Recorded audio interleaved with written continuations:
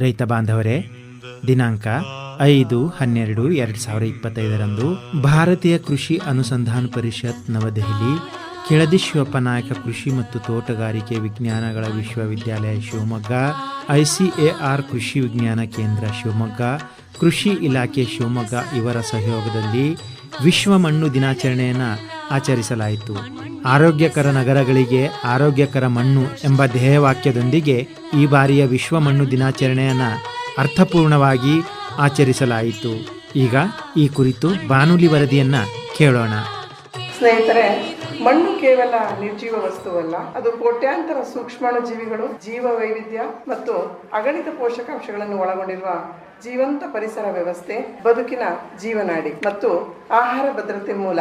ಹಾಗಾಗಿ ಮಣ್ಣಿಗೆ ಗೌರವ ಸೂಚಿಸುವ ಈ ನಿಟ್ಟಿನಲ್ಲಿ ಐಸಿಆರ್ ಕೃಷಿ ವಿಜ್ಞಾನ ಕೇಂದ್ರ ಶಿವಮೊಗ್ಗ ಮತ್ತು ಕೃಷಿ ಇಲಾಖೆ ಶಿವಮೊಗ್ಗ ಇವರುಗಳ ಸಹಯೋಗದೊಂದಿಗೆ ಈ ದಿನ ನಾವು ವಿಶ್ವ ಮಣ್ಣು ದಿನಾಚರಣೆಯನ್ನು ಹಮ್ಮಿಕೊಂಡಿದ್ದು, ಈ ಕಾರ್ಯಕ್ರಮಕ್ಕೆ ಆಗಮಿಸಿರುವ ನಿಮಗೆಲ್ಲರಿಗೂ ವೈಯಕ್ತಿಕವಾಗಿ ಹಾಗೂ ನಮ್ಮ ಕೃಷಿ ವಿಜ್ಞಾನ ಕೇಂದ್ರದ ಪರವಾಗಿ ಹಾಗೂ ಕೃಷಿ ಇಲಾಖೆ ಶಿವಮೊಗ್ಗದ ಪರವಾಗಿ ಸ್ವಾಗತ, ಸುಸ್ವಾಗತ.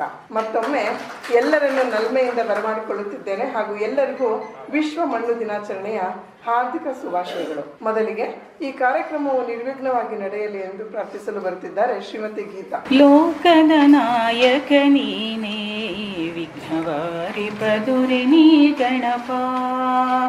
ಲೋಕದ ನಾಯಕ ನೀನೇ, ವಿಘ್ನವಾರಿ ಪದುರಿ ನೀ ಗಣಪ. ವಿಘ್ನಕ್ಕೆ ನೀನೇ ಕಾರಣನು, ವಿಘ್ನ ವಿನಾಶಕ ನಮನಂ. ಸುಶ್ರಾವವಾಗಿ ಪ್ರಾರ್ಥನೆಯನ್ನು ಮಾಡಿದ ಗೀತಾರವರಿಗೆ ಧನ್ಯವಾದಗಳು. ಈಗ ಈ ಕಾರ್ಯಕ್ರಮದ ಬಗ್ಗೆ ಪ್ರಾಸ್ತಾವಿಕ ನುಡಿಗಳನ್ನು ಆಡಲು ಇಚ್ಛಿಸುತ್ತಿದ್ದೇನೆ. ಪ್ರತಿ ವರ್ಷವೂ ಡಿಸೆಂಬರ್ 5ರಂದು ಆಚರಿಸಲಾಗುವ ಈ ವಿಶ್ವ ಮಣ್ಣು ದಿನ ಮಣ್ಣಿನ ಮಹತ್ವವನ್ನು ತಿಳಿಸುವುದರ ಜೊತೆಗೆ ಮಣ್ಣಿನ ಸಂರಕ್ಷಣೆಯನ್ನು ಉತ್ತೇಜಿಸುವ ಹಾಗೂ ಸುಸ್ಥಿರ ಕೃಷಿಯನ್ನು ಬೆಂಬಲಿಸುವ, ಹಾಗೆಯೇ ಆಹಾರ ವ್ಯವಸ್ಥೆಗಳು, ಹವಾಮಾನ ವೈಪರೀತ್ಯ, ಜೀವ ವೈವಿಧ್ಯದ ಸಂರಕ್ಷಣೆಯ ಬಗ್ಗೆ ಜಾಗೃತಿ ಮೂಡಿಸುವ ಮಹತ್ವದ ದಿನವಾಗಿದೆ. ವಿಶ್ವ ಮಣ್ಣು ದಿನವನ್ನು FAO ಮತ್ತು ಸಂಯುಕ್ತ ರಾಷ್ಟ್ರಗಳು 2014ರಿಂದ ಅಧಿಕೃತವಾಗಿ ಘೋಷಿಸಿದೆ. ಹಾಗೆಯೇ ಮಣ್ಣಿನ ಸಂರಕ್ಷಣೆಯಲ್ಲಿ ಮಹತ್ವದ ಕೊಡುಗೆ ನೀಡಿದ ಥೈಲ್ಯಾಂಡ್ನ ರಾಜ ಭೂಮಿಬಾಲ್ ಅಡುಲಡೆಜಾ ಅವರ ಸ್ಮರಣಾರ್ಥ ಅವರಿಗೆ ಗೌರವ ಸೂಚಿಸುವ ನಿಟ್ಟಿನಲ್ಲಿ ಈ ದಿನವನ್ನು ಆಚರಿಸಲಾಗುತ್ತಿದೆ. ಹಾಗೆ ದಾಸ ಶ್ರೇಷ್ಠರಾದ ಶ್ರೀ ಪುರಂದರದಾಸರು ತಮ್ಮ ಕೀರ್ತನೆಗಳಲ್ಲಿ ಮಣ್ಣಿಂದಲೇ ಕಾಯ ಮಣ್ಣಿಂದ ಎಂದು ಬದುಕಿನ ಸತ್ಯವನ್ನು ತಿಳಿಸಿರುತ್ತಾರೆ. ಈ ವರ್ಷ ನಾವು ಆರೋಗ್ಯಕರ ನಗರಗಳಿಗಾಗಿ ಆರೋಗ್ಯಕರ ಮಣ್ಣು ಅಂದರೆ healthy soils for healthy cities ಎಂಬ ಘೋಷವಾಕ್ಯದೊಂದಿಗೆ ವಿಶ್ವ ಮಣ್ಣು ದಿನವನ್ನು ಆಚರಿಸುತ್ತಿದ್ದೇವೆ ಎಂದು ಹೇಳುತ್ತಾ ನನ್ನ ಪ್ರಾಸ್ತಾವಿಕ ನುಡಿಗಳನ್ನು ಮುಗಿಸುತ್ತಿದ್ದೇನೆ. ಡಾಕ್ಟರ್ ಶಿಲ್ಪಾಶ್ರೀ ವೈಪಿ, ಮಣ್ಣು ವಿಜ್ಞಾನಿ, ಐಸಿಎಆರ್ ಕೃಷಿ ವಿಜ್ಞಾನ ಕೇಂದ್ರ ನವಿಲೆ ಶಿವಮೊಗ್ಗ ಇವರು ತಮ್ಮ ಪ್ರಾಸ್ತಾವಿಕ ನುಡಿಯೊಂದಿಗೆ ಕಾರ್ಯಕ್ರಮ ನಿರೂಪಿಸಿದರು. ಈ ಕಾರ್ಯಕ್ರಮದ ಅಂಗವಾಗಿ ವೇದಿಕೆ ಮೇಲೆ ಉಪಸ್ಥಿತರಿದ್ದ ಗಣ್ಯರಿಗೆ ಡಾಕ್ಟರ್ ಸಿ ಸುನೀಲ್, ಹಿರಿಯ ವಿಜ್ಞಾನಿ ಮತ್ತು ಮುಖ್ಯಸ್ಥರು, ಐಸಿಎಆರ್ ಕೃಷಿ ವಿಜ್ಞಾನ ಕೇಂದ್ರ ನವಿಲೆ ಶಿವಮೊಗ್ಗ ಇವರು ಸ್ವಾಗತಿಸಿದರು. ಇದೀಗ ಕಾರ್ಯಕ್ರಮದ ಬಹುಮುಖ್ಯ ಘಟ್ಟವಾದ ಉದ್ಘಾಟನಾ ಸಮಾರಂಭ. ಸ್ನೇಹಿತರೆ, ನಾವೆಲ್ಲರೂ ಹಸಿರೇ ಉಸಿರು ಎಂದು ದೃಢವಾಗಿ ನಂಬಿದ್ದೇವೆ. ಇಂತಹ ಹಸಿರಿನ ಪ್ರತೀಕವಾದ ಗಿಡಕ್ಕೆ ನೀರುಣಿಸಿ ಸಾವಯವ ಗೊಬ್ಬರವನ್ನು ಉಣಿಸಿ ಈ ಕಾರ್ಯಕ್ರಮವನ್ನು ಉದ್ಘಾಟಿಸಬೇಕೆಂದು ಡಾಕ್ಟರ್ ಲೋಕೇಶ್ ಕೆಆರ್, ಉಪಕೃಷಿ ನಿರ್ದೇಶಕರು ಶಿವಮೊಗ್ಗ ಇವರನ್ನು ವಿನಂತಿಸಿಕೊಳ್ಳುತ್ತಿದ್ದೇನೆ. ಹಾಗೆ ವೇದಿಕೆ ಮೇಲಿರುವ ಎಲ್ಲ ಗಣ್ಯರು ಈ ಕಾರ್ಯಕ್ಕೆ ಕೈ ಜೋಡಿಸಬೇಕೆಂದು ವಿನಂತಿಸಿಕೊಳ್ಳುತ್ತಿದ್ದೇನೆ. ಹಾಗೆ ಉದ್ಘಾಟನೆಯನ್ನು ಮಾಡಿದ ಲೋಕೇಶ್ ಸರ್ ಅವರು ಉದ್ಘಾಟನಾ ಭಾಷಣ ನೆರವೇರಿಸಿಕೊಡ್ಬೇಕೆಂದು ಕೇಳಿಕೊಳ್ತಾ ಇದ್ದೇನೆ. ಮೊದಲಿಗೆ ಎಲ್ಲರಿಗೂ ವಿಶ್ವ ಮಣ್ಣು ದಿನದ ಶುಭಾಶಯಗಳು. ಈ ಒಂದು ದಿನದ ಸುಂದರ ಸಮಾರಂಭದ ಅಧ್ಯಕ್ಷತೆಯನ್ನು ವಹಿಸಿರುವ ಡೀನ್ರಾದಂಥ ಡಾಕ್ಟರ್ ತಿಪ್ಪೇಶ್ ಸಾಹೇಬ್ರೆ ಹಾಗೂ ಮುಖ್ಯ ಅತಿಥಿಗಳಾಗಿ ಆಗಮಿಸಿರುವ ಡಾಕ್ಟರ್ BC ಹನುಮಂತ ಸ್ವಾಮಿ ಅವರೇ, ಡಾಕ್ಟರ್ GN ತಿಪ್ಪೇಶಪ್ಪ ಅವರು, ಪ್ರಾಧ್ಯಾಪಕರು ಮಣ್ಣು ವಿಜ್ಞಾನ ಶಿವಮೊಗ್ಗ ಹಾಗೂ ಜಿಲ್ಲಾ ರೈತ ಸಂಘದ ಅಧ್ಯಕ್ಷರಾದಂಥ ಶ್ರೀಯುತ ರಾಘವೇಂದ್ರ ಅವರೇ, KVK ಮುಖ್ಯಸ್ಥರು ಸ್ನೇಹಿತರು ಆದಂಥ ಶ್ರೀಯುತ ಸುನೀಲ್ ರವರೇ, ಆಕಾಶವಾಣಿ ಮುಖ್ಯಸ್ಥರು ಆದಂಥ ಸುಧಾಕರ್ ಅವರೇ, ಈ ಒಂದು KVK ಎಲ್ಲಾ ವಿಜ್ಞಾನಿಗಳೇ, ಕಾಲೇಜಿನ ಹಿರಿಯ ವಿಜ್ಞಾನಿಗಳೇ, ರೈತ ಬಾಂಧವರೇ, ರೈತ ಮಹಿಳೆಯರೇ ಹಾಗೂ ಎಲ್ಲ ವಿದ್ಯಾರ್ಥಿ ಮಿತ್ರರು, ಈ ದಿನ ನಾವು ವಿಶ್ವ ಮಣ್ಣು ದಿನವನ್ನು ಡಿಸೆಂಬರ್ 5 ಆಚರಿಸ್ತಾ ಇದ್ದೀವಿ. ತಮ್ಮೆಲ್ಲರಿಗೂ ಗೊತ್ತಿರಬಹುದು, ಡಿಸೆಂಬರ್ 5, 2013ರಂದು ವಿಶ್ವಸಂಸ್ಥೆ ಈ ಒಂದು ವಿಶ್ವ ಮಣ್ಣು ದಿನವನ್ನು ಆಚರಣೆ ಮಾಡಲಿಕ್ಕೆ ಸಮ್ಮತಿಯನ್ನು ಸೂಚಿಸುತ್ತೆ. ನಾವು ಡಿಸೆಂಬರ್ 5, 2014ರಿಂದ ಸತತವಾಗಿ ಈ ದಿನವನ್ನ ವಿಶ್ವ ಮಣ್ಣು ದಿನವನ್ನಾಗಿ ಆಚರಣೆ ಮಾಡ್ತಾ ಇದ್ದೀವಿ. ಇದರಲ್ಲಿ ತಮ್ಮೆಲ್ಲರಿಗೂ ಗೊತ್ತಿರಬಹುದು, ವಿಶ್ವ ಮಣ್ಣು ದಿನ ಯಾಕೆ ನಾವು ಆಚರಣೆ ಮಾಡ್ತಾ ಇದ್ದೀವಿ. ಇದರಲ್ಲಿ ಮುಖ್ಯವಾಗಿ ನಾವು ಜಾಗೃತಿಯನ್ನ ರೈತರಲ್ಲಿ ನಮ್ಮಗಳಲ್ಲಿ ಸಹ ಮಣ್ಣಿನ ಬಗ್ಗೆ ಅರಿವನ್ನು ಮೂಡಿಸ್ತಕ್ಕಂಥ ಒಂದು ಉದ್ದೇಶವಾಗಿದೆ. ಈ ನಿಟ್ಟಿನಲ್ಲಿ ನಾವು ಉದ್ಘಾಟನೆಯಲ್ಲೂ ಸಹ ನೋಡುದು, ಮೊದಲಿಗೆ ನಾವು ಮಣ್ಣಿಗೆ ಅಂದ್ರೆ ಗಿಡವನ್ನ ಬೆಳಿಬೇಕಾದ್ರೆ ನಾವು ಸಾವಯವನ್ನ ಹಾಕೋದ್ರ ಮೂಲಕ ನಮ್ಮ ಮಣ್ಣನ್ನ ಸಂರಕ್ಷಣೆ ಮಾಡಬೇಕು ಅನ್ನೋದನ್ನ ಒಂದು ಸಾಂಕೇತಿಕವಾಗಿ ಸೂಚಿಸ್ತಾ ಇದೆ ಅಂತ ನಾನು ಭಾವಿಸ್ತಾ ಇದ್ದೀನಿ. ಈ ನಿಟ್ಟಿನಲ್ಲಿ ಯೂನಿವರ್ಸಿಟಿಗಳು ಸಹ ಬೇರೆ ಬೇರೆ ದಿಕ್ಕಿನಲ್ಲಿ ಕೆಲಸ ಮಾಡ್ತಾ ಇದ್ದೇವೆ. ಆ ನಿಟ್ಟಿನಲ್ಲಿ ನಮ್ಮ ಇಲಾಖೆಯ ಮೂಲಕ ಮಣ್ಣು ಮತ್ತು ನೀರು ಸಂರಕ್ಷಣಾ ಕಾರ್ಯಕ್ರಮಗಳನ್ನ ನಮ್ಮ ಜಿಲ್ಲೆಗೆ ಸಂಬಂಧಪಟ್ಟ ಹೇಳೋದಾದ್ರೆ ಮಣ್ಣು ಮತ್ತು ನೀರಿನ ಸಂರಕ್ಷಣೆ ಕಾರ್ಯಕ್ರಮಗಳನ್ನ ಚಟುವಟಿಕೆಗಳನ್ನ ಕೈಗೊಳ್ಳೋದ್ರ ಮೂಲಕ ಮಣ್ಣಿನ ಫಲವತ್ತತೆಯನ್ನ ಮಣ್ಣಿನ ಸವಕಳಿಯನ್ನ ತಡೆಗಟ್ಟಲಿಕ್ಕೆ ಅನೇಕ ಕಾರ್ಯಕ್ರಮಗಳನ್ನ ಏರ್ಪಡ್ತಾ ಇದ್ದೀವಿ. ಯಾಕೆ ಈ ಮಾತನ್ನ ಹೇಳ್ತಾ ಇದ್ದೀವಿ ಅಂತಂದ್ರೆ ನಾವೆಲ್ಲ ಮಾಲಿನ್ಯಗಳನ್ನ ನೋಡಿದೀವಿ. ಜಲ ಮಾಲಿನ್ಯ ಇರ್ಬೋದು, ವಾಯು ಮಾಲಿನ್ಯ ಇರ್ಬೋದು, ಬೇರೆ ಬೇರೆ. ಇವತ್ತು ನಾವು ಮಣ್ಣಿನ ಮಾಲಿನ್ಯವನ್ನು ಸಹ ನೋಡುವಂತ ಪರಿಸ್ಥಿತಿ ಬಂದಿದೆ. ಯಾಕೆ ಈ ಮಣ್ಣಿನ ಮಾಲಿನ್ಯ ನೋಡ್ತಾ ಇದ್ದೀವಿ? ಯಾಕೆಂತಂದ್ರೆ ಭೂಮಿಯ ಮೇಲೆ ನಾವು ಅಂತ ಪರಿಸ್ಥಿತಿಯನ್ನ ಒತ್ತಡವನ್ನ ನಾವು ಕೊಡ್ತಾ ಇದ್ದೀವಿ. ಯಾವುದೇ ತರದ ನಾವು ಕಾರ್ಯಕ್ರಮಗಳನ್ನ ಮಾಡಬೇಕಾದ್ರಲ್ಲಿ ನಾವು ಅನುಷ್ಠಾನ ಮಾಡಬೇಕಾದ್ರೆ ಅದ್ರ ಬಗ್ಗೆ ನಾವು ಎಚ್ಚೆತ್ಕೊಳ್ತಾ ಇಲ್ಲ. ಭೂಮಿಯ ಮೇಲೆ ನಮ್ಮ ಡಿಪೆಂಡೆನ್ಸಿ ಅಂತ ಜಾಸ್ತಿ ಆಗ್ತಾ ಇದೆ. ಅದರಿಂದ ಎಕ್ಸ್ಟ್ರಾಕ್ಷನ್ ಮಾಡ್ತಾ ಇದ್ದೀವಿ ಹೊರತು ನಾವು ಅದಕ್ಕಿಂತ ಕಾಪಾಡ್ತಾ ಇಲ್ಲ. ಈಗ ಎಲ್ಲಾರು ಒಂದು ನಿಟ್ಟಿನಲ್ಲಿ ನೋಡ್ಬೇಕು ಅಂತಂದ್ರೆ ನಾವು ಬೆಳೆ ಬೆಳೆಗೋಸ್ಕರ ಬೆಳೆ ನಾವು ಬೆಳೆ ಬಂದ್ರೆ ಬೆಳೆ ಬಂದಿಲ್ಲ ಅಂದ್ರೆ ಉಳಿದು ಬೇಕೇ. ಹೌದು, ಅದ್ರಲ್ಲಿ ಸತ್ಯ ಇದೆ, ಅದ್ರಲ್ಲಿ ತೊಂದರೆ. ಆದ್ರೆ ಮಣ್ಣಿನ ಬಗ್ಗೆ ನಾವು ಇವತ್ತು ಯಾರಾದ್ರೂ ಇನ್ಸೂರೆನ್ಸ್ ಇಲ್ಲ. ಯಾಕೆ ಅಂತಂದ್ರೆ ನಮ್ಮ ಮಣ್ಣನ್ನು ಕಾಪಾಡಬೇಕು ಅನ್ನೋದ್ರ ಬಗ್ಗೆ ಯಾವುದೇ ತರದಿಲ್ಲ. ಹಾಗಾಗಿ ಅದನ್ನ ನಾವೇ ಕಾಪಾಡಬೇಕು. ಈಗ ಭೂಮಿಯನ್ನ 1 ಇಂಚು ಮಣ್ಣು ಇವತ್ತು ನಮ್ಗೆ ಗೊತ್ತಿದೆ. ಎಷ್ಟೋ ವರ್ಷಗಳ ಕಾಲ ಆದ್ಮೇಲೆ 1 ಇಂಚು ಮಣ್ಣು, ಫಲವತ್ತತೆ ಮಣ್ಣನ್ನ ನಾವು ಸಂಗ್ರಹ ಮಾಡಲಿಕ್ಕೆ ಸಾಧ್ಯವಾಗುತ್ತೆ. ಈ ನಿಟ್ಟಿನಲ್ಲಿ ನಾವು ಈ ಒಂದು ವಿಶ್ವ ಮಣ್ಣು ದಿನಾಚರಣೆಯ ಪ್ರಯುಕ್ತ ನಾವು ಮಣ್ಣಿನ ಆರೋಗ್ಯವನ್ನ ಕಾಪಾಡೋದ್ರ ಜೊತೆಗೆ ಮುಂದಿನ ಪೀಳಿಗೆಗೆ ಒಳ್ಳೆಯ ಮಣ್ಣನ್ನ ಬಿಟ್ಟು ಹೋಗ್ಬೇಕು. ಇದು ಬೆಳೆಯುತ್ತಿರ್ತಕ್ಕಂಥ ಜನಸಂಖ್ಯೆಗೆ ಒಳ್ಳೆಯ ಆಹಾರವನ್ನ ನೀಡಬೇಕು.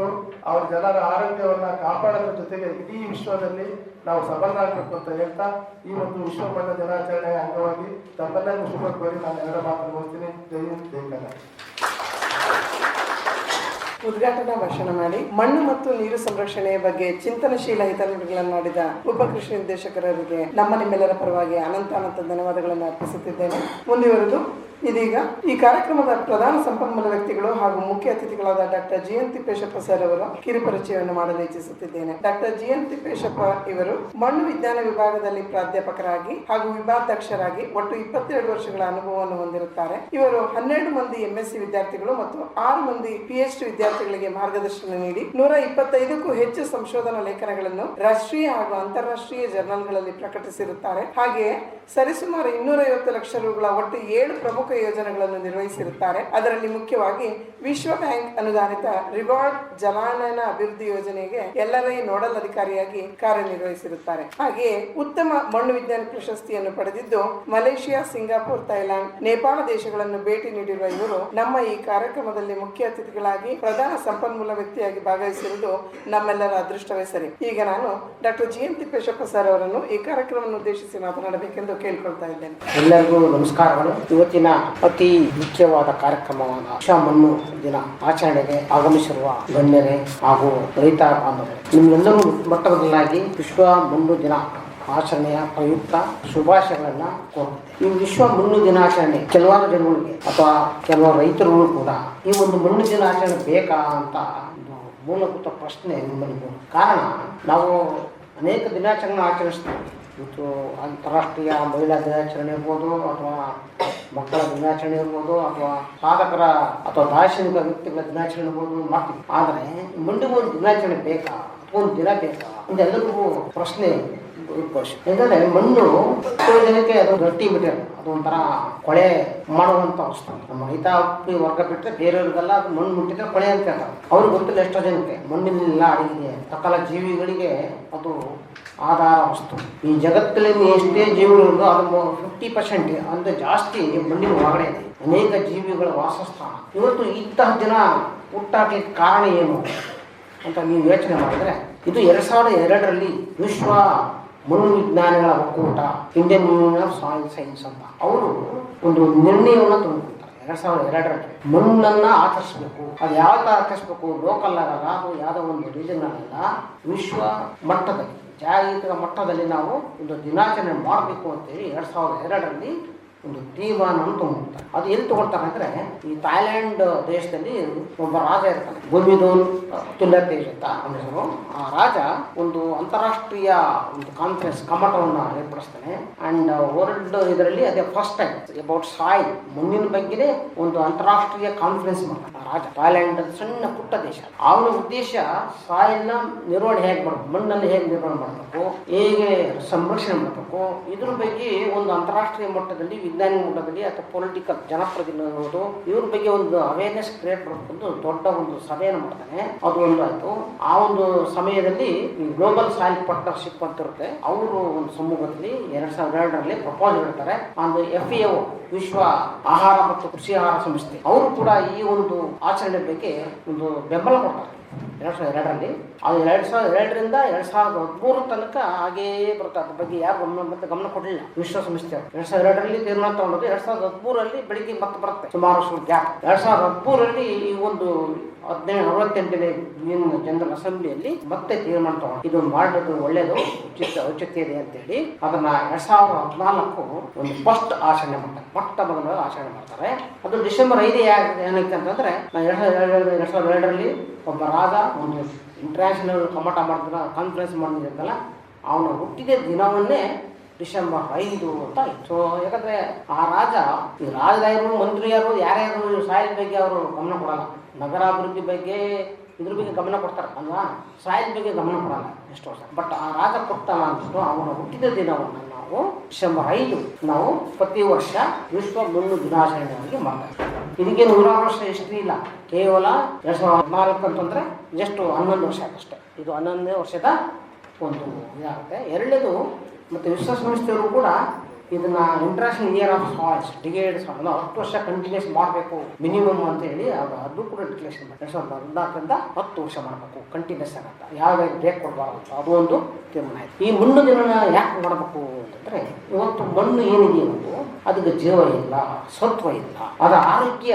ದಿನೇ ದಿನೇ ಕ್ಷೀಣಿಸ್ತಾ ಇದೆ, ಮಣ್ಣಿನ ಫಲವತ್ತತೆ ಕಡಿಮೆ ಆಗ್ತಾ ಇದೆ. ಎಷ್ಟೋ ಫಲವತ್ತಾದ ಮಣ್ಣುಗಳು ಇವತ್ತು ಬರಡು ಭೂಮಿ ಆಗ್ತವೆ. ಅದಕ್ಕೆ ಅನೇಕ ಕಾರಣಗಳು ಉಂಟು, ನಿಮಗೆಲ್ಲ ಗೊತ್ತಿರುವ. ಇವತ್ತು ಮೊದಲನಾಗಿ ಇವತ್ತು ಮಾನವರ ಒಂದು ಅತಿ ಆಸೆಯಿಂದ, ಅವರ ಚಟುವಟಿಕೆಗಳಿಂದ, ಅವರ ಕಾರ್ಯಕ್ರಮಗಳಿಂದ ಮಣ್ಣು ಇವತ್ತು ಹಾಳಾಗ್ತಾ ಇದೆ, ಮಣ್ಣು ಅವನತಿ ಆಗ್ತಾ ಇದೆ.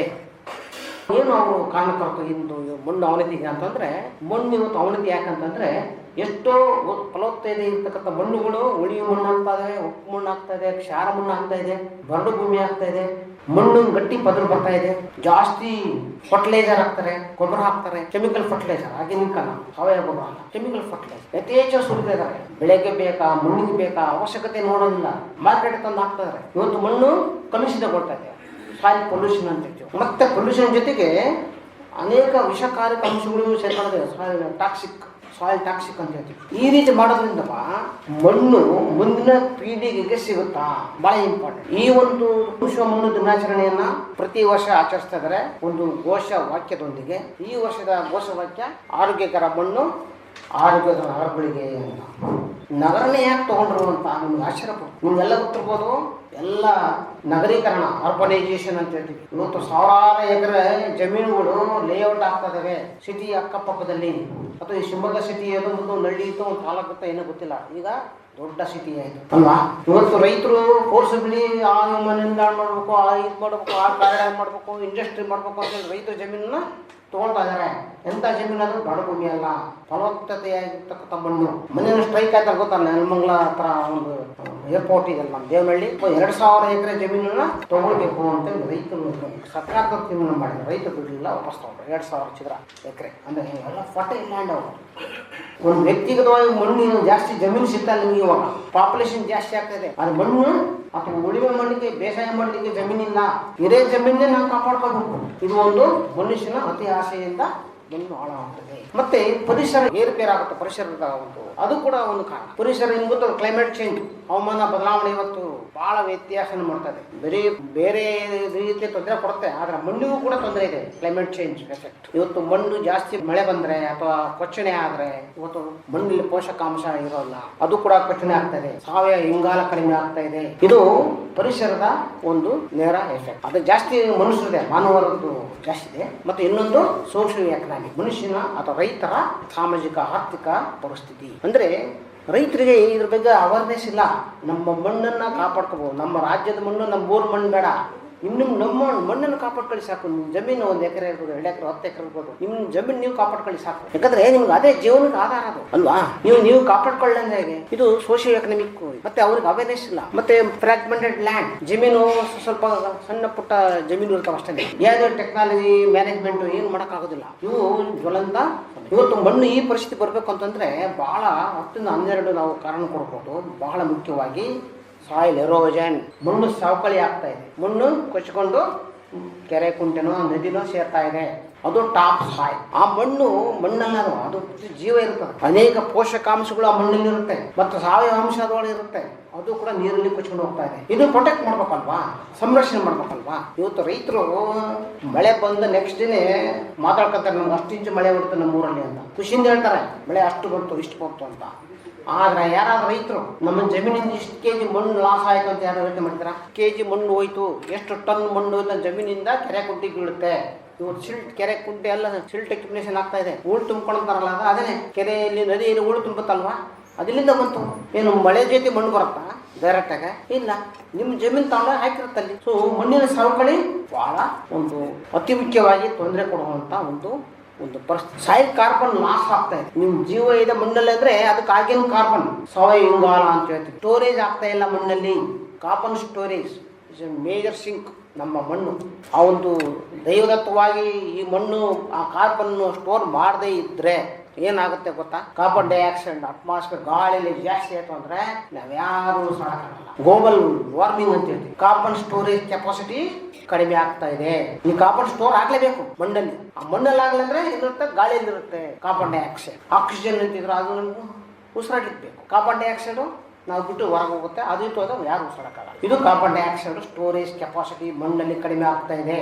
ಕಾರ್ಬನ್ ಇಲ್ಲ ಅಂದ್ರೆ ಯಾವ ಸೂಕ್ಷ್ಮ ಜೀವಿಗಳು ಇರೋದಿಲ್ಲ, ಯಾವ ಬೆಳೆಯನ್ನು ಬೆಳೆಯಕ್ಕೆ ಅನೇಕ ಒಂದು ಸವಲತ್ತುಗಳು ಆಗಿನ ಮಣ್ಣಲ್ಲಿ ಇತ್ತು ಅಂದ್ರೆ ಸಿಗುತ್ತೆ. ಮತ್ತೆ ನ್ಯೂಟ್ರಿಯೆಂಟ್ ಡಿಪ್ಲೇಷನ್ ಅಂತ ಹೇಳ್ತೀವಿ. ಅಂದ್ರೆ ಮಣ್ಣಿನತಕ್ಕ ಪೋಷಕಾಂಶಗಳು ಅವು ಕೂಡ ಕ್ಷೀಣಿಸ್ತಾ ಇದೆ. ಮತ್ತೆ ಇಂಬ್ಯಾಲೆನ್ಸ್ ಅಂತ ಹೇಳ್ತೀವಿ. ಅಂದ್ರೆ ಬ್ಯಾಲೆನ್ಸ್ ಇಲ್ಲ ನ್ಯೂಟ್ರಿಯೆಂಟ್. ನಾವೇನು ಭೂಮಿಯಲ್ಲಿ ಇರುತ್ತೋ ಅಥವಾ ಬೆಳೆ ತಗೊಳ್ತಲ್ವಾ, ಅದು ಕೂಡ ಬ್ಯಾಲೆನ್ಸ್ ತಗೊಂತಿಯಲ್ಲ ಗಿಡಗಳು. ನಿಮ್ಗೆಲ್ಲ ಗೊತ್ತಿರುವ ಹಾಗೆ ಯಾವ್ದು ಸಬ್ಸಿಡಿ ಕೊಡ್ತಾರೆ ರೈತರು, ಅದನ್ನ ಜಾಸ್ತಿ ಗೊಬ್ಬರ ಹಾಕ್ತಾರೆ, NPK ಅಷ್ಟೇ. ಅದು NPK ಅದ್ರೂ ಕೂಡ ಏನು DAP ಹಾಕ್ತಾರೆ ಅಷ್ಟೇ, ಪೊಟ್ಯಾಶ್ ಹಾಕಲ್ಲ. ಕಾಂಪ್ಲೆಕ್ಸ್ ಅವಾಗೆಲ್ಲ ಸಿಗುತ್ತೆ. ಏನಾಗ್ತದೆ? Imbalanced nutrient. ನಾವು ಅಷ್ಟೇ ಬ್ಯಾಲೆನ್ಸ್ ಬಿಡ್ತಿದ್ರೆ ನಮ್ಮ ಆರೋಗ್ಯ ಇರ್ತೀವಿ. ಇಂಬ್ಯಾಲೆನ್ಸ್ ಬಿಟ್ಟಿಲ್ಲ ಅಂದ್ರೆ ನಮ್ಮ ಆರೋಗ್ಯ ಕ್ಷೀಣಿಸುತ್ತೆ. ಅದೇ ರೀತಿ ಬೆಳೆಗಳು ಕೂಡ ಇವತ್ತು ಇಂಬ್ಯಾಲೆನ್ಸ್ ನ್ಯೂಟ್ರಿಷನ್ ಆಗ್ತಾ ಇದೆ. ಮತ್ತು ಡಿಗ್ರೇಡೇಷನ್ ಅವನತಿ ಅಂತ ಯಾವ್ದು ಅವನತಿ? ಇವತ್ತು ಅತಿ ಹೆಚ್ಚು ಯೂರಿಯಾ ಗೊಬ್ಬರ ಇರ್ಬೋದು, ಸಲ್ಫೇಟ್ ಗೊಬ್ಬರ ಇರ್ಬೋದು ಹಾಕಿದ್ರೆ ಮಣ್ಣು ಹುಳಿ ಆಗ್ತಾ ಇದೆ, ಅಥವಾ ಉಪ್ಪು ಮಣ್ಣು ಆಗ್ಬೋದು. ಈ ತರ ಗೊಬ್ಬರಗಳನ್ನು ಕೂಡ ರೈತರು ಮಣ್ಣು ಟೆಸ್ಟ್ ಮಾಡದಲ್ಲಿ ಹಾಕೋದಿಲ್ಲ. ಮಣ್ಣು ಟೆಸ್ಟ್ ಮಾಡಿಸ್ಬೇಕು. ನಾವು ಪ್ರತಿ ತಿಂಗಳಿಗೊಂದ್ಸರಿ ಅಥವಾ ಪ್ರತಿ 6 ತಿಂಗಳಿಗೊಂದ್ಸರಿ ಅಂತ ಹೇಳ್ತಿಲ್ಲ, 1 ವರ್ಷ ಅಂತ ಹೇಳ್ತಿಲ್ಲ, ಅಟ್ಲೀಸ್ಟ್ 2 ವರ್ಷಕ್ಕೊಂದ್ಸರಿ ಮಾಡಿಸಿ ಮಣ್ಣು ಪರೀಕ್ಷೆ. ಆ ಮಣ್ಣು ಪರೀಕ್ಷೆ ಆದಾದ್ಮೇಲೆ ನೀವು ಗೊಬ್ಬರನ ಹಾಕ್ತೀವಿ. ಒಂದು ತಲೆನೋವು ಬಂತು ಅಂದ್ರೆ ನಾವು ಡಾಕ್ಟರ್ ಹತ್ರ ಹೋಗಿ 100 ರೂಪಾಯಿ ಖರ್ಚು ಮಾಡಿ, ಅದು ಹಳ್ಳಿಯಲ್ಲಾದ್ರೆ ಟೌನಲ್ಲಿ ಅದು 250 ಖರ್ಚು ಮಾಡಿ ಅವ್ನು ಬರ್ಕೊಡದೆ ಕ್ರೋಸಿನ್ನು ಇಲ್ಲಾಂದ್ರೆ ಅನಾಸಿನ್ನು ತಲೆನೋವು ಕಡಿಮೆ ಮಾಡಕ್ಕೆ 100-200 ರೂಪಾಯಿ ಖರ್ಚು ಮಾಡ್ತೀವಿ ಒಂದು ಅನಾಸಿನ್ ಟ್ಯಾಬ್ಲೆಟ್ ತಗೊಳ್ಳಿ. ಅಲ್ವಾ? ಇದಕ್ಕೆ ನೀವು ಅನ್ನ ಕೊಡೋಂಥ ಜಮೀನಿಗೆ ಸುಮ್ಮನೆ ಸುರಿದ್ರೆ ಏನಾಗುತ್ತೆ? ಟೆಸ್ಟ್ ಮಾಡಿಸಿ. ಅದು ಹೇಳುತ್ತೆ ಎಷ್ಟು ಈ ಮಣ್ಣಲ್ಲಿ ಕೆಪಾಸಿಟಿ ಇದೆ, ಎಷ್ಟು ಗೊಬ್ಬರ ಇದೆ, ಪೋಷಕಾಂಶ ಇದಾವೆ, ಎಷ್ಟು ಕೊರತೆ ಇದೆ. ಅದು ದೃಷ್ಟಿಯಿಂದ ಮಣ್ಣು ಪರೀಕ್ಷೆ ಕಡ್ಡಾಯ. ಅದಕ್ಕೋಸ್ಕರ ಕೇಂದ್ರ ಸರ್ಕಾರ ಇರ್ಬೋದು, ರಾಜ್ಯ ಸರ್ಕಾರ ಇರ್ಬೋದು, ಕೋಟ್ಯಾಂತರ ರೂಪಾಯಿ ಇದ್ರ ಬಗ್ಗೆ ಒಂದು ಯೋಜನೆಯನ್ನ ಕೊಡ್ತಾ ಇದೆ. ಅದು ಈಗಲೂ ನಡೀತಾ ಇದೆ. ಸರ್ಕಾರದ ಇಂಡೈರೆಕ್ಟ್ ಸಬ್ಸಿಡಿ ಕೇಳ್ತಿದ್ರೆ ಯಾಕೆ ಗೊತ್ತಾ? ಇದೇ ರೀಸನ್ಗೆ ರೈತರು ಗೊಬ್ಬರ ಕಡಿಮೆ ಮಾಡಲಿ ಯಾಕೋದು ಅಂತ. ಸಾವಯವ ಕೃಷಿ ಒತ್ತು ಕೊಡ್ತಾ ಇದೆ. ಇವತ್ತು ನೈಸರ್ಗಿಕ ಕೃಷಿ ಮಾಡ್ಬೇಕು ಅಂತ ಮೊನ್ನೆ ಪ್ರಧಾನಮಂತ್ರಿ ಹೇಳಿದ್ರು. ಯಾಕಂದ್ರೆ ಮಣ್ಣಿನ ಜೀವ ಇಲ್ಲ. ನೀವು ಮಣ್ಣು ಬೆಳೀತಾರೆ ಅಷ್ಟೇ, ಎಷ್ಟು ಬೇಕಷ್ಟು ಬರುತ್ತೆ ಅಷ್ಟೇ, ಆದ್ರೆ ಜೀವ ಇಲ್ಲ, ಅದಕ್ಕೆ ಸತ್ವ ಇಲ್ಲ. ಅದೆಲ್ಲ ನಾವೇ ಅಲ್ವಾ? ಜಮೀನು ಪಕ್ಕ ಕಾಡು ಇರುತ್ತೆ, ಅಲ್ಲಿ ಯಾರು ಗೊಬ್ಬರ ಹಾಕ್ತಾರ, ನೀರು ಹಾಕ್ತಾರ, ಅದೇ ಎಮ್ಮೆನವ್ರು ಬೆಳೆಯುತ್ತೆ. ಅದು ಮಣ್ಣಲ್ವಾ? ನಿಮ್ಮ ಪಕ್ಕದ ಜಮೀನೇ ಅದು. ಅದು ಯಾರು ಡಿಸ್ಟರ್ಬ್ ಮಾಡಿಲ್ಲ, ನ್ಯಾಚುರಲ್ ಹಂಗೆ ಇದೆ ಅದು. ನಾವು ಡಿಸ್ಟರ್ಬ್ ಮಾಡಿದ್ವಿ ಈ ಮಣ್ಣನ್ನ. ನಮಗೆ ಬೇಕಾದ ತಕ್ಕಂತೆ ತಿರುಚ್ಕೊಂಡಿದ್ವಿ ಮಣ್ಣನ್ನ. ಆಧುನಿಕ ಪದ್ಧತಿ ಕೃಷಿ ಪದ್ಧತಿಗಳನ್ನು ಅನುಸರಿಸ್ತೀವಿ. ಅದು ಮಾಡೋದು ಬೇಡ ಅಂತ ಅಲ್ಲ, ಆದ್ರೆ ಅದು ವೈಜ್ಞಾನಿಕ ಮಾಡ್ಬೋದು. ಸೊ ಈ ಒಂದು ದೃಷ್ಟಿಯಿಂದ ಇದು ಒಂದು ಮೂಲ ಕಾರಣ. ಇವತ್ತು ನಗರ ಪ್ರದೇಶ ಮಣ್ಣು ಆರೋಗ್ಯಕರ ಹಾಕ್ಬೇಕು ಅಂತಂದ್ರೆ ಇವತ್ತು ನಗರದಲ್ಲಿರ್ತಕ್ಕಂಥ ಮಣ್ಣುಗಳು ಮತ್ತು ಗ್ರಾಮೀಣ ಪ್ರದೇಶ ಮಣ್ಣುಗಳು ಭಾಳ ವ್ಯತ್ಯಾಸ ಇದೆ. ಗ್ರಾಮೀಣ ಪ್ರದೇಶದ ಮಣ್ಣುಗಳು ಹೇಗಿದೆ ಅಂದರೆ ರೈತರು ಅಟ್ಲೀಸ್ಟ್ ಯಾವುದೇ ಒಂದು ಬೇರೆ ತರ ಒಂದು ರೀತಿ ನೋಡಿದ್ರೆ ಕರೆಕ್ಟ್ ಮ್ಯಾನೇಜ್ ಮಾಡ್ತಾರೆ. ಆ ಒಂದು ದೃಷ್ಟಿಯಿಂದ ಅಟ್ಲೀಸ್ಟ್ ಗ್ರಾಮೀಣ ಪ್ರದೇಶ ಮಣ್ಣುಗಳು ಬರೋಲ್ಲ. ಆ ನಗರ ಪ್ರದೇಶ ಮಣ್ಣುಗಳು ಬಂದು ಅದು ಫಲವತ್ತತೆ ಕಡಿಮೆ ಆಗ್ತಾ ಇದೆ. ಅದು ಮುಖ್ಯ ಕಾರಣ ನಿಮ್ಗೆಲ್ಲ ಗೊತ್ತಿರ್ಬೋದು, ಈ ಸಾಯಿಲ್ ಸೀಡಿಂಗ್ ಅಂತ ಹೇಳಿ ಮಣ್ಣು ಮುಚ್ಕೊಳ್ಳೋದು ಅಂತ. ಅಂದ್ರೆ ಈ ನಗರ ಲೇಔಟ್ ಮಾಡ್ತಾರೆ, ಅದು ಕಾಂಕ್ರೀಟ್ ರೋಡ್ ಮಾಡ್ತಾರೆ, ಆಮೇಲೆ ಆಸ್ಫಾಲ್ಟ್ ಟಾರ್ ಹಾಕ್ತಾರೆ, ಬಿಲ್ಡಿಂಗ್ ಕಟ್ತಾರೆ. ಏನಾಗುತ್ತೆ ಜೊತೆಗೆ ಈ ಅದು ಕಲುಷಿತ ವಾತಾವರಣ ನಾವು ಕ್ರಿಯೇಟ್ ಮಾಡ್ತೀವಿ. ಅದೇ ಮಾಡುತ್ತೆ ಎಲ್ಲ ಬ್ಲಾಕ್ ಮಾಡುತ್ತೆ. ನೀರು ಹಿಂಗೋದಿಲ್ಲ ಭೂಮಿ ಒಳಗಡೆ, ನೀರು ಸ್ಟೋರೇಜ್ ಕೆಪಾಸಿಟಿ ಕಡಿಮೆ ಆಗುತ್ತೆ. ಇವತ್ತು ಫ್ಲಡ್ ಬಂದಿದ್ರೆ ಯಾವ ಗ್ರಾಮೀಣ ಪ್ರದೇಶಗಳು ಕೊಚ್ಕೊಂಡು ಹೋಗಲ್ಲ, ಇವತ್ತು ನಗರ ಪ್ರದೇಶಗಳು ನೀರು ನುಗ್ಗುತ್ತೆ ಅಲ್ವಾ. ಯಾಕಂದ್ರೆ ನೀರು ಇಟ್ಕೊಳ್ಳೋ ಶಕ್ತಿ ಇಲ್ಲ, ಎಲ್ಲ ಕಂಪ್ಲೀಟ್ ಶೀರ ಇದೆ ಎಂಟೈರ್ ನಗರ. ಸೊ ಅವಾಗ ಏನಾಗುತ್ತೆ, ನೀರು ಭೂಮಿ ನೀರಿಲ್ಲ, ಪೋಷಕಾಂಶ ಇರಲ್ಲ, ಕಾರ್ಬನ್ ಇರೋದಿಲ್ಲ. ಏನಾಗುತ್ತೆ, ನಗರ ಹಸೀಕರಣ ಅಂತ ಹೇಳ್ತೀವಿ. ಎಲ್ಲಿದೆ ಪ್ಲಾಂಟ್ಗಳಿಲ್ಲ, ಸಸ್ಯ ಜಗತ್ತು ನಗರ ಒಳಗೆ ಇಲ್ಲ. ಸಸ್ಯ ಜಗತ್ತು ಇತ್ತು ಅಂದ್ರೆ ಅಟ್ಲೀಸ್ಟ್ ಒಂದು ಒಳ್ಳೆ ಗಾಳಿ ಬರುತ್ತೆ. ಅದಕ್ಕೋಸ್ಕರ ಈ ನಗರ ಪ್ರದೇಶದ ಮಣ್ಣುಗಳನ್ನು ನೀವು ಕಾಪಾಡ್ಕೊಳ್ಬೇಕು. ಅದು ಮ್ಯಾನೇಜ್ ಮಾಡಿ. ಆ ಸೀಲಿಂಗ್ ಏನಾಯಿತು ಅಂದ್ರೆ ಅದನ್ನ ಅವಾಯ್ಡ್ ಮಾಡಿ ತೆಗಿರಿ. ಡ್ರೈನೇಜ್ ಬ್ಲಾಕ್ ಆಗಿದೆ ಅದು ಮಾಡಿ. ಕಸ ಕಟ್ಟಿ ಪೇಪರ್ ಕವರ್ಗಳು, ಪ್ಲಾಸ್ಟಿಕ್ ಸೀಟು ಎಲ್ಲ ರೋಡಲ್ಲಿ ಬಿಸಾಕ್ತೀವಿ. ಎಲ್ಲ ಚರಂಡಿ ಬ್ಲಾಕ್ ಮಾಡುತ್ತೆ ಅಲ್ವಾ. ಏನಾಗುತ್ತೆ, ಅದು ಭೂಮಿ ಒಳಗೆ ನೀರಿಲ್ಲ, ವಾಟರ್ ಸ್ಟೋರೇಜ್ ಕೆಪಾಸಿಟಿ ಕಡಿಮೆ ಆಗುತ್ತೆ. ನೈರ್ಮಲೀಕರಣ ಇವೆಲ್ಲ ದೃಷ್ಟಿಯಿಂದ ನಗರ ಪ್ರದೇಶಕ್ಕೋಸ್ಕರ ಈ ವರ್ಷದ ಘೋಷವಾಕ್ಯ ಮಾಡಿ ಅದನ್ನ ನೀವು ನಗರದ ಮಣ್ಣುಗಳು ಕೂಡ ಒಂದು ಗಮನ ಕೊಡಿ. ಅದು ಒಂದು ಮ್ಯಾನೇಜ್ ಒಂದು ಒಳ್ಳೆ ರೀತಿಯಲ್ಲಿ ಇಟ್ಕೊಳ್ಳಿಕ್ಕೆ ನಗರ ಪ್ರದೇಶಗಳು ಮಣ್ಣು ಚೆನ್ನಾಗಿರ್ಬೇಕು ಅಂತೇಳಿ ಜಾಗತಿಕ ಮಟ್ಟದಲ್ಲಿ ಇವತ್ತಿನ ದಿವಸ ಕಾರ್ಯಕ್ರಮ ಇಟ್ಕೊಂಡಿದ್ದಾರೆ. ಈ ಮಣ್ಣು 1 ಇಂಚು ಮಣ್ಣು ಉತ್ಪತ್ತಿ ಆಗ್ಲಿಕ್ಕೆ 100 ವರ್ಷ ಬೇಕು, ಅದು ಅವನತಿ ಆಗ್ಲಿಕ್ಕೆ 1 ದಿನ ಸಾಕು ಅಲ್ವಾ. ಈ ಒಂದು ದೃಷ್ಟಿಯಿಂದ ನೀವು ಎಚ್ಚೆತ್ತಬೇಕು. ಯಾರು ರೈತರು ನಂಬಿದ್ರೋ, ಯಾರು ರೈತರು ಜಮೀನ್ ಮೇಲೆ ಒಂದು ಅವಲಂಬಿಸಿದ್ರೋ, ನೀವು ಎಚ್ಚೆತ್ಕೊಂಡು ಮಣ್ಣನ್ನು ಕಾಪಾಡ್ಕೊಳ್ಬೇಕು. ನಿಮ್ಮ ಜವಾಬ್ದಾರಿ. ಬೇರೆ ಸರ್ಕಾರದವ್ರು ಮಾಡ್ತಾರೆ, ಅವ್ರು ಬೇರೆ ಥರ ಕೊಡ್ತಾರೆ, ಅದು ಯಾವಾಗ ಕೊಡ್ತಾರೆ. ಆದರೆ ನಿಮ್ಮ ಜಮೀನು ನೀವು ಕಾಪಾಡ್ಕೊಂಡು ನಿಮ್ಮ ಜವಾಬ್ದಾರಿ ತಾನೇ. ನಾಳೆ ಊಟ ಇಲ್ಲ ಅಂದರೆ ಸರ್ಕಾರದಾಗ ಕೊಡ್ತಾರ?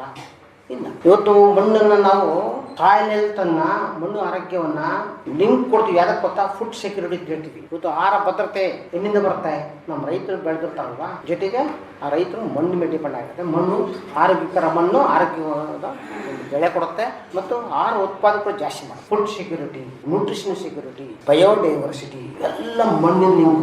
ಎಂಥ ಮಣ್ಣು? Good soil, healthy soil. Food security ಬೇರೇನು ಮ್ಯಾನುಫ್ಯಾಕ್ಚರ್ ಮಾಡಕ್ ಬರಲ್ಲ, ಫ್ಯಾಕ್ಟ್ರಿ ಮಣ್ಣೆ ಮ್ಯಾನುಫ್ಯಾಕ್ಚರ್. ಮತ್ತೆ ನಮ್ಮ ಹ್ಯೂಮನ್ ಹೆಲ್ತ್ ಕೂಡ ಮಣ್ಣಿನ ಹೆಲ್ತ್ ಲಿಂಕ್ ಆಗಿದೆ. ಕಂಡ human health is also link with our soil health. ಯಾಕೆ ಹೇಳ್ರಿ, ನೀವೇನಾದ್ರೂ ಯಥೇಚ್ಛವಾಗಿ ಗೊಬ್ಬರ, ಹೆವಿ ಮೆಟಲ್ಸ್, ಟಾಕ್ಸಿಕ್ ಕೆಮಿಕಲ್ಸ್ ಭೂಮಿ ಹಾಕ್ತಾರ, ಆ ಬೆಳೆ ತಗೊಳುತ್ತೆ ಮಣ್ಣಿಂದ.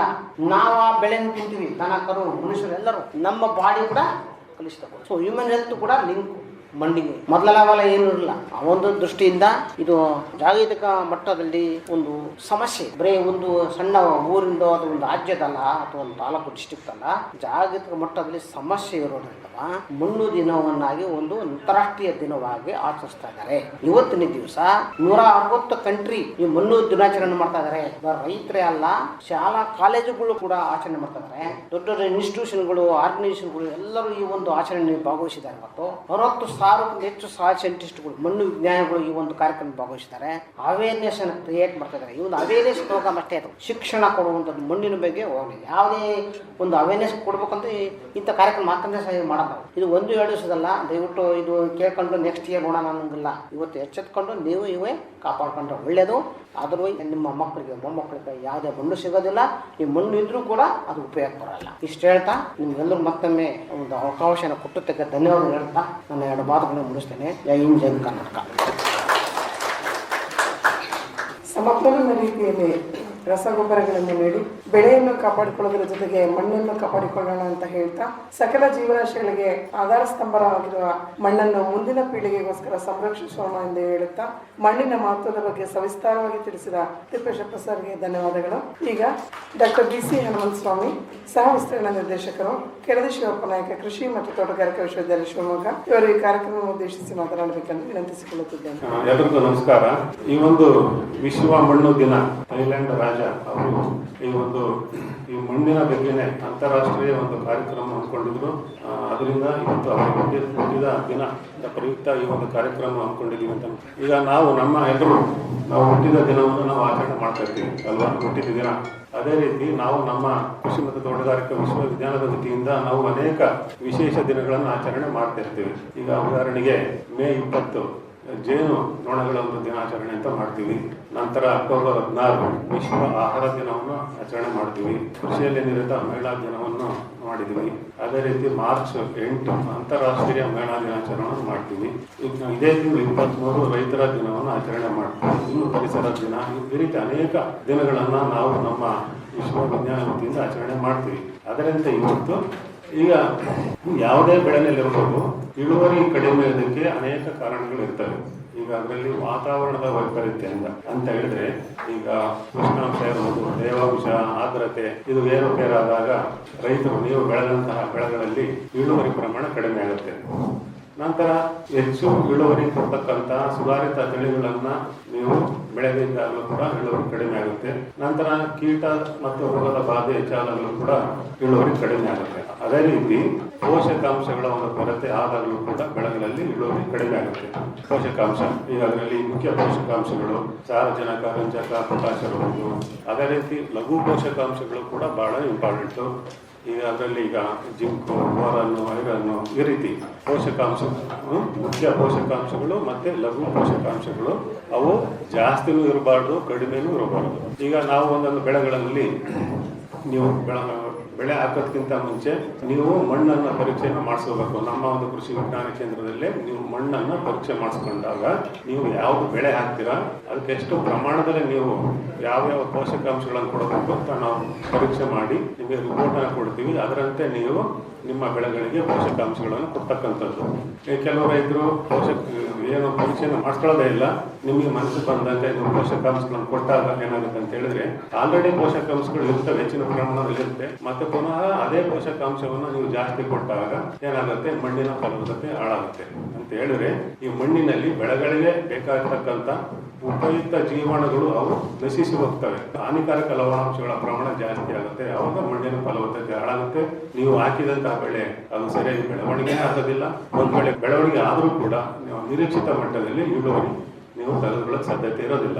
ಅದರಿಂದ ಆದಷ್ಟು ನಿಮ್ಮ ಭೂಮಿಗೆ ಸಾವಯವ ಗೊಬ್ಬರಗಳನ್ನು ಹೆಚ್ಚಿನ ಪ್ರಮಾಣದಲ್ಲಿ ಕೊಡ್ತಕ್ಕಂಥದ್ದು. ಅದರಲ್ಲಿ ಈಗ ಕೊಟ್ಟಿಗೆ ಗೊಬ್ಬರ ಇರ್ಬೋದು, ದನಿನ ಗೊಬ್ಬರ ಇರ್ಬೋದು, ಹಸಿರೆಲೆ ಗೊಬ್ಬರ ಇರ್ಬೋದು, ನಂತರ ಕಾಂಪೋಸ್ಟ್ ಗೊಬ್ಬರ, ನಂತರ ಎರೆಹುಳು ಗೊಬ್ಬರ ಇರ್ಬೋದು, ಜೈವಿಕ ಗೊಬ್ಬರಗಳನ್ನು ಕೊಡ್ತಕ್ಕಂಥದ್ದು.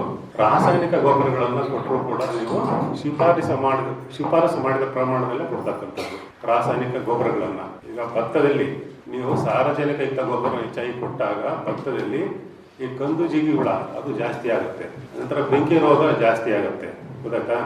ಅದೇ ರೀತಿ ಅಡಿಕೆನಲ್ಲೂ ಕೂಡ ಈಗ ಏನಾದ್ರು ಬೋರಾನ್ ಇರ್ಬೋದು, ನಂತರ ಪೊಟ್ಯಾಶ್ ಅವು ಕೊರತೆ ಆದಾಗಲೂ ಕೂಡ ಏನಾಗುತ್ತೆ, ಅರುಳು ಉದುರ್ತಕ್ಕಂಥದ್ದು. ನಂತರ ಇಡಿಮುಂಡಿಗೆ ಬೋರಾನ್ ಒಂದು ಸಮಸ್ಯೆಯಿಂದನೂ ಕೂಡ ಇಡಿಮುಂಡಿಗೆ ಹೆಚ್ಚಾಗ್ತಕ್ಕಂಥದ್ದು. ಈಗ ನೀವು ಅಡಿಕೆ ತೋಟದಲ್ಲಿ ಏನು ಕೆರೆ ಗೋಡು ಮಣ್ಣನ್ನು ಹೆಚ್ಚಾಗಿ ಹಾಕ್ತೀರಾ, ಅವಾಗ ಏನಾಗುತ್ತೆ, ಅದು ಒಂದು ರೀತಿ ಒಂದು ಸಿಮೆಂಟ್ ಕಾಂಪ್ಯಾಕ್ಟ್ ಸಿಮೆಂಟ್ ಥರ ಹಿಡಿದುಕೊಳ್ಳುತ್ತೆ. ಬೇರಿಗೆ ಪೋಷಕಾಂಶಗಳನ್ನು ನೀರನ್ನು ಹೀರ್ಕೊಳ್ಳೋಕ್ಕಾಗೋದಿಲ್ಲ, ಗೊತ್ತಾ? ಅದರಿಂದ ನೀವು ಮಣ್ಣನ್ನು ಕೂಡ ಸರಿಯಾದ ರೀತಿಯಲ್ಲಿ ಕಾಪಾಡ್ಕೋಬೇಕು, ಫಲವತ್ತತೆಯನ್ನು ಕಾಪಾಡ್ಕೋಬೇಕು. ಮಣ್ಣಿನ ಸಂರಕ್ಷಣೆ ಕೂಡ ಬಹಳ ಇಂಪಾರ್ಟೆಂಟು. ಈಗ ನೀವು ನಿಮ್ಮ ಜಮೀನಿನಲ್ಲಿ ಏನ್ ಮಾಡಬೇಕು, ಬದುಗಳನ್ನು ಹಾಕ್ಬೇಕು, ಮತ್ತು ನಂತರ ಮರ ಗಿಡಗಳನ್ನು ಹಾಕ್ತಕ್ಕಂಥದ್ದು. ಮಣ್ಣು ಕೊಚ್ಚಿ ಹೋಗಬಾರದು, ಅಡ್ಡಲಾಗಿ ನೀವು ಮಣ್ಣು ಕೊಚ್ಚಿ ಹೋಗಬಾರ್ದು, ಬೇಸಾಯವನ್ನು ಮಾಡ್ತಕ್ಕಂಥದ್ದು ಅಡ್ಡಲಾಗಿ. ಈ ರೀತಿ ನೀವು ಮಣ್ಣನ್ನ ಫಲವತ್ತತೆಯನ್ನ ಸರಿಯಾಗಿ ಕಾಪಾಡ್ಕೋಬೇಕು. ನಂತರ ಕೆಲವೊಂದು ಹಸಿರೆಲೆ ಗೊಬ್ಬರಗಳು ಅಂತ ಹೇಳಿದ್ರೆ ಡಯಾಂಚ ಇರ್ಬೋದು, ಸೆಣಬು ಅವನ್ನ ಬೆಳೆದು ಮಣ್ಣಿಗೆ ಸೇರಿಸ್ತಕ್ಕಂಥದ್ದು. ಭತ್ತ ಕಟಾವು ಆದ್ಮೇಲೆ ನೀವು ಆದಷ್ಟು ದ್ವಿದಳ ಧಾನ್ಯ ಬೆಳೆಗಳನ್ನು ಬೆಳೀತಕ್ಕಂಥದ್ದು. ಅಲಸಂದೆ ಇರ್ಬೋದು, ಹೆಸರು ಇರ್ಬೋದು, ಉದ್ದು ಇರ್ಬೋದು, ಅವು ಏನು ಎಲೆ ಅಲ್ಲೇ ಉದುರ್ತೈತೆ, ಅವಾಗ ಮಣ್ಣಿನ ಫಲವತ್ತತೆ ಕೂಡ ಚೆನ್ನಾಗಾಗುತ್ತೆ. ಈ ರೀತಿ ಆದಷ್ಟು ನೀವು ಮಣ್ಣಿನ ಫಲವತ್ತತೆಯನ್ನು ನೀವು ಚೆನ್ನಾಗಿ ಕಾಪಾಡ್ಕೋಬೇಕು. ಮಣ್ಣಿನ ಸವಕಳಿ ಕೂಡ ಆಗದಂತೆ ತಡೆಗಟ್ಕೋಬೇಕು. ನೀವು ಹೆಚ್ಚಿನ ಒಂದು ಮಾಹಿತಿಗೋಸ್ಕರ ನಮ್ಮ ಕೃಷಿ ವಿಜ್ಞಾನ ಕೇಂದ್ರ ವಿಜ್ಞಾನಿಗಳನ್ನು ಸಂಪರ್ಕ ಮಾಡಿಕೊಂಡು ಏನು ಯಾವ ಬೆಳೆಗಳಿಗೆ ಏನೇನು ಗೊಬ್ಬರಗಳನ್ನು ಎಷ್ಟೆಷ್ಟು ಪ್ರಮಾಣದಲ್ಲಿ ಕೊಡಬೇಕು ಅಂತ ಮಾಹಿತಿಯನ್ನು ಪಡ್ಕೊಂಡು ಅದರಂತೆ ನೀವು ನಿಮ್ಮ ಭೂಮಿಗೆ ಪೋಷಕಾಂಶಗಳನ್ನು ಕೊಡೋದ್ರಿಂದ ಒಂದು ಮಣ್ಣಿನ ಫಲವತ್ತತೆಯನ್ನು ಕಾಪಾಡ್ಕೋಬಹುದು. ನಂತರ ಮಣ್ಣಿನ ಒಂದು ಸವಕಳಿ ಆಗೋದನ್ನು ತಡೆಗಟ್ಕೋಬಹುದು. ಮತ್ತೆ ಹೆಚ್ಚಿನ ಇಳುವರಿಯನ್ನು ಕೂಡ ಪಡೆಯಲಿಕ್ಕೆ ಸಾಧ್ಯತೆ ಇರುತ್ತೆ ಅಂತ ಹೇಳ್ತಾ ಎಲ್ಲರಿಗೂ ಒಂದು ಮಾತನ್ನು ಮುಗಿಸ್ತೇನೆ. ನಮಸ್ಕಾರ. ಮಣ್ಣಿನ ಆರೋಗ್ಯ ನಿರ್ವಹಣೆಯಲ್ಲಿ ಸಾವಯವ ಕೃಷಿಯ ಪಾತ್ರದ ಬಗ್ಗೆ ತಿಳಿಸಿಕೊಟ್ಟ ಡಾಕ್ಟರ್ BC ಹನುಮಂತ ಸಮೀರ್ ಅವರಿಗೆ ಧನ್ಯವಾದಗಳು. ಈಗ ಮಣ್ಣು ಆರೋಗ್ಯ ಕಾರ್ಡ್ ಬಿಡುಗಡೆ ಸಮಾರಂಭ. ಈ ಕಾರ್ಯಕ್ರಮ ಎಲ್ಲ ಗಣ್ಯರು ಕೈ ಜೋಡಿಸಿ ನಡೆಸಿಕೊಡ್ಬೇಕೆಂದು ಕೇಳ್ಕೊಳ್ತಾರೆ. ಚಂದ್ರಪ್ಪ ಬಿನ್ ಕೊಟ್ರಪ್ಪ, ಋತಿಕೊಪ್ಪ ಸರ್ ಅವ್ರು ಬಂದು, ನಂತರ SB ರಾಜಪ್ಪ ಬಿನ್ ವೀರಭದ್ರಪ್ಪ, ಚಿಕ್ಕಜೋಗಿಹಳ್ಳಿ, ಶಿಕಾರಿಪುರ. ನೆಕ್ಸ್ಟ್ ರಂಗಪ್ಪ ಆಲ್ದಳ್ಳಿ. ಕೊನೆಯದಾಗಿ ಹಾಲ್ ಸಿದ್ದಪ್ಪ ಆಲ್ದಳ್ಳಿ.